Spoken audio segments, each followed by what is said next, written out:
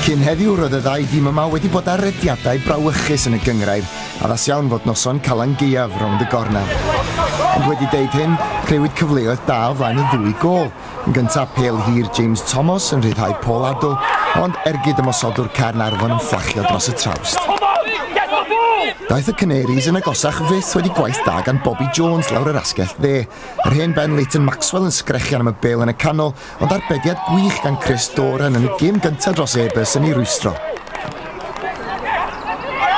Y hwythau wedi colli 5 gêm o'r bron, a diffyg hyder yn dechrau ymlygu hun yn chwarae Ebers, roedd angen rhywbeth arbennig arnyn nhw, a dyna'n union y cawson nhw. Yn erbyn llif y chwaraewr reolwr Gareth Owen ac ergyd anhygoel o tu allan i'r cwrt. Ergyd banana go iawn, a chyfle i giro Caernarfon ar y maes awyr am y tro cyntaf yn ei hanes.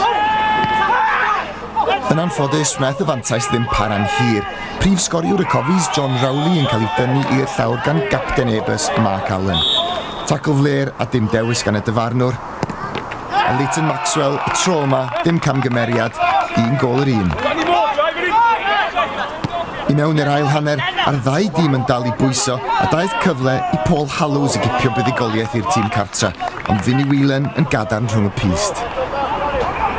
Yna daeth eiliad dyngedfennol y gêm, gwaith gwirthiol gan James Thomas yn creu cyfle i Rowley, i ergyd ynta yn taro'r trawst, ond yn dadlamu yn angaredig lawr ar ben y gôl geidwad. Gôl i'w rwyd i 1 i Chris Doran, a'r tric yna yn rhoi trit a triphwynt gwerthfawr i Gaernarfon.